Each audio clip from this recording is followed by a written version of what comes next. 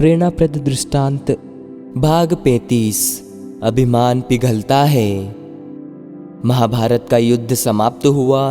हस्तिनापुर में महाराज युधिष्ठिर का राज्याभिषेक हुआ।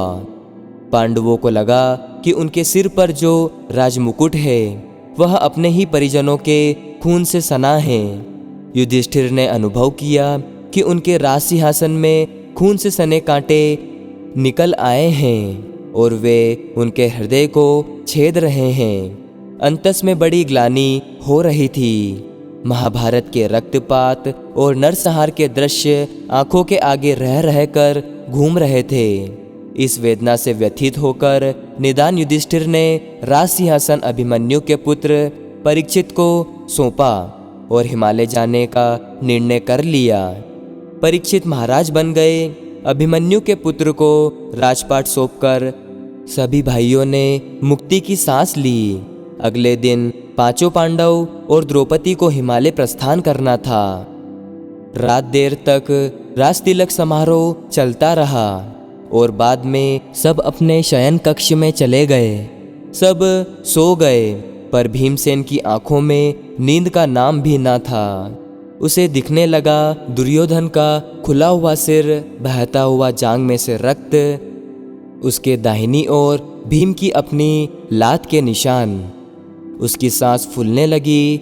रात उसी ऊहापोह में कटी और सुबह होते द्रौपदी सहित पांचों पांडव ने प्रस्थान किया। रास्ते में एक एक कर सब गिरने लगे। पहले सहदेव गिरा, फिर नकुल, फिर पांचाली और उसके बाद अर्जुन भी गिर पड़ा। अब हिमालय के 3 ही यात्री बच रहे थे। आगे युधिष्ठिर, पीछे भीमसेन और उसके पीछे एक कुत्ता। बस ये तीनों चले जा रहे थे। हिमालय की श्रृंखलाओं पर चढ़ते हुए भीम को चक्कर आया और वह बैठ गया। महाराज, मुझसे अब आगे नहीं चला जाता, मैं गिर रहा हूँ। युधिष्ठिर ने पीछे मुड़कर देखा। भीम लड़खड़ा रहा है। भैया, कल रात से मेरे मन में बड़ी उथल पुथल मची हुई है और यह उथल पुथल अब और तेज हो गई है। लेकिन जो विचार आज मेरे मन में उठ रहे हैं, काश वे पहले उठे होते। मैं आपके वचनों को समझ सका होता कि मनुष्य के पास अंतरात्मा जैसी भी कोई चीज है। भीम इतना कहकर बैठ गया। भाई भीमसेन, व्यर्थ शोक मत करो। युधिष्ठिर बोले, आगे चलने का साहस करो। मैं कुछ धीरज बांधता हूँ। उसके पहले अनेकों स्मृतियाँ मुझे तोड़ देती हैं भैया। अगर मुझे मालूम होता तो मैं दुर्योधन की जांग पर गदा न चलाता। क्षमा के लिए कही हुई आपकी बातों का उपहास न करता। शत्रुओं की हत्या करके सुखी बनने की इच्छा ना करता।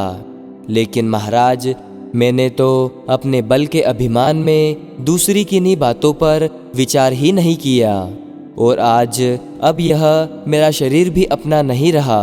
अत्यंत दीनता से भीम ने कहा और वह लुढ़क पड़ा। युधिष्ठिर कुछ क्षण रुके, मृतदेह को स्पर्श कर बुदबुदाए, आज विलंब से ही सही, परंतु फिर भी तुम्हें अपनी भूल का भान हुआ।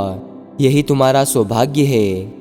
तुम सब भाई और पांचाली हमेशा के लिए सो गए और मैं अकेला जा रहा हूँ। तुम्हारा कल्याण हो। अपने स्वामी भक्त कुत्ते को साथ लेकर युधिष्ठिर आगे चल दिए।